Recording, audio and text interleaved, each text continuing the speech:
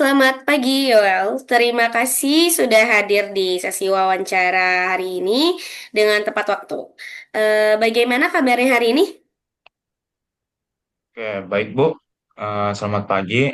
Puji Tuhan saya dalam keadaan baik. Terima kasih sudah memberikan kesempatan untuk mengikuti wawancara ini.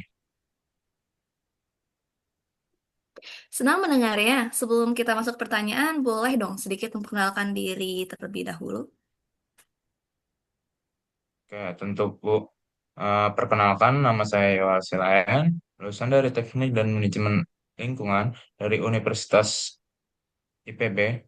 Saya memiliki minat besar di bidang kesehatan dan keselamatan kerja, itu ketiga. Karena saya percaya keselamatan adalah kondisi utama dari produktivitas dan keberlanjutan perusahaan. Selama kuliah, saya aktif di beberapa kegiatan dan proyek yang berhubungan dengan lingkungan dan keselamatan kerja. Maka dari itu, saya ingin mengembangkan pengalaman saya di dunia profesional ini. Sekali, Yoel, latar belakang Anda sangat cocok dengan posisi ini. Oke, kita mulai ke sesi pertanyaan ya. Ya, kita mulai dari pertanyaan pertama. Oke. Menurut Anda, apa yang Anda pahami tentang K3 dan mengapa sih penerapannya itu penting di dunia kerja? Oke, menurut saya ketiga atau yang bisa dibilang keselamatan dan kesehatan kerja adalah suatu sistem yang bertujuan untuk melindungi tenaga kerja dalam potensi bahaya di tempat kerja. Nah, penerapannya itu penting sekali karena menyangkut keselamatan manusia, efisiensi kerja, dan reputasi perusahaan.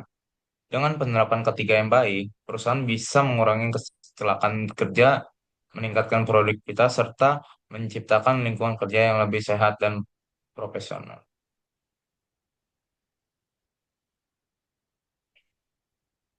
Jawaban yang bagus.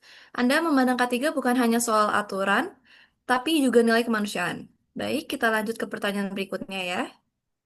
Menurut Anda, apa saja tugas utama seorang staf K3 di perusahaan?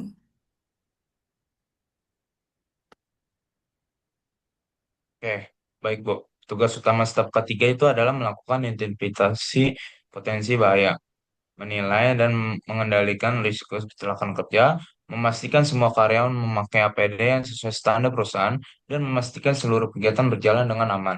Selain itu, staf ketiga juga berperan dalam memberikan pelatihan keselamatan, melakukan inspeksi rutin, dan menyusun laporan hasil pengawasan.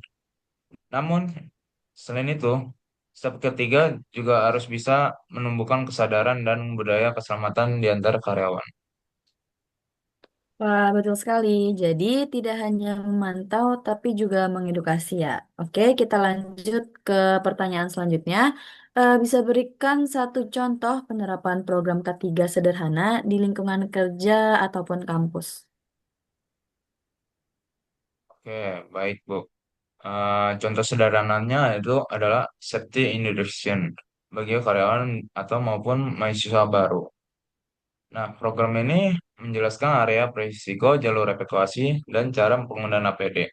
Walaupun sederhana, kegiatan ini sangat penting untuk meningkatkan kesadaran sejak awal bahwa keselamatan adalah tanggung jawab kita bersama.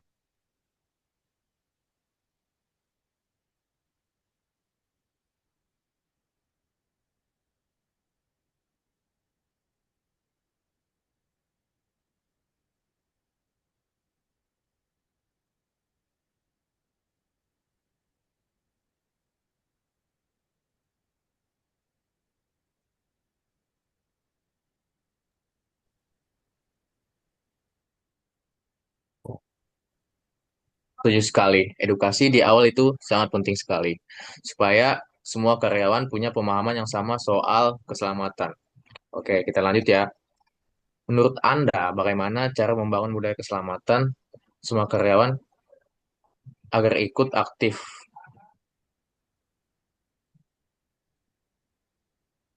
Oke, saya percaya di sini budaya keselamatan harus dimulai dari komunikasi serta keteladanan pekerja. Nah, saya juga akan mengadakan safety stall secara rutin, kampanye keselamatan yang menarik dan memberikan apresiasi bagi karyawan yang patuh terhadap prosedur ketiga. Kalaupun keselamatan dijadikan nilai bersama, bukan sekadar kewajiban. Budaya itu akan tumbuh secara alami.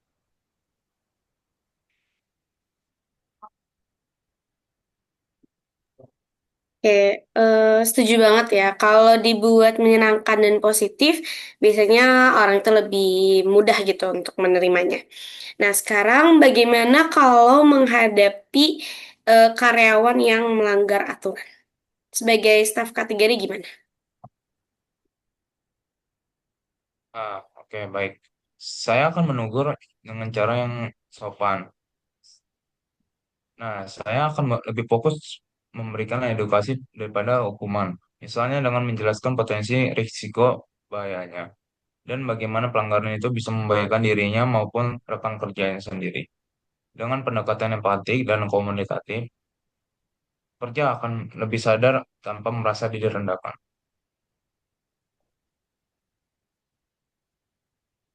Pendekatannya bagus, tidak konfrontatif, tapi tetap tegas. Kita lanjut ya, Yoel.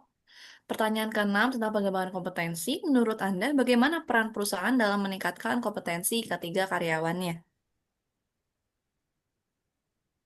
Oke, perusahaan itu sangat punya peran yang sangat besar.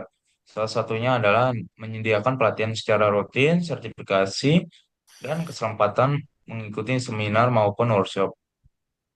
Dengan peningkatan kompetensi ini, karyawan jadi lebih sigap dan sadar terhadap risiko.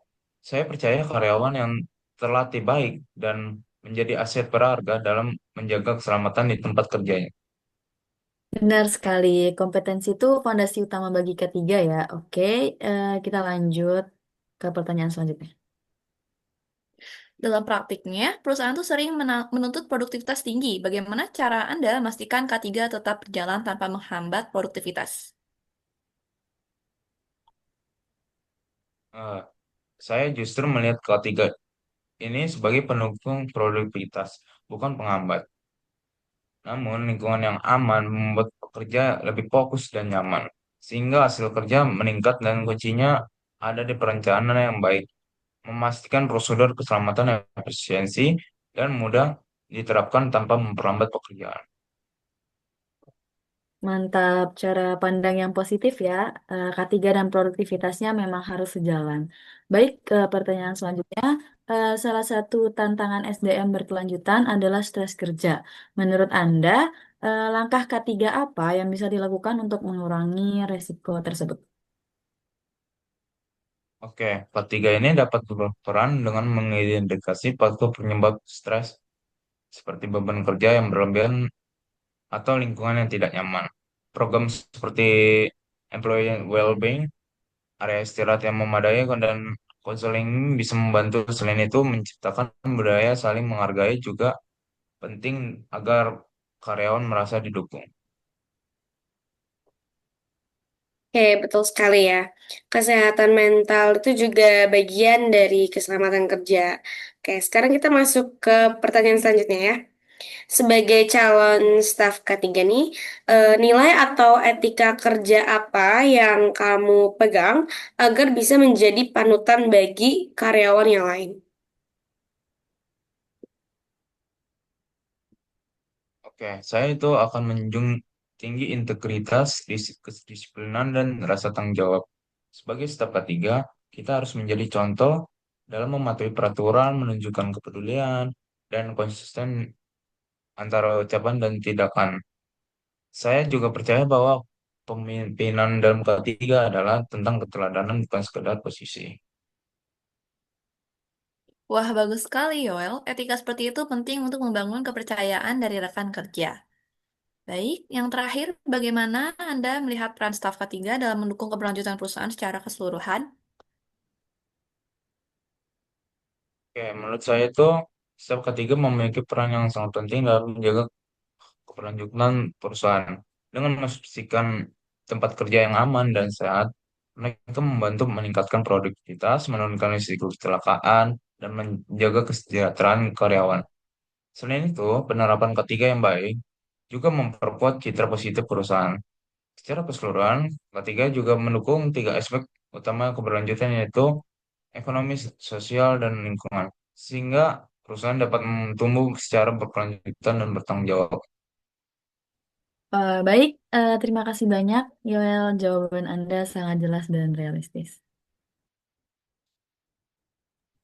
Ya, terlihat juga Anda punya pemahaman yang kuat dan juga semangat untuk berkontribusi di bidang ini. Oke, terima kasih Bapak dan Ibu yang sudah mewawancari saya. Saya sangat menghargai waktu dan kesempatan Bapak Ibu. Saya berharap dapat menjadi bagian dari tim perusahaan yang berkomitmen untuk menciptakan lingkungan kerja yang aman dan sehat dan berkelanjutan. Baik, terima kasih ya Yoel. Itu saja untuk sesi wawancara kita kali ini. Kami akan menghubungi Anda kembali dan semoga hasilnya yang terbaik untuk Anda. Saya akhiri ya. Terima kasih.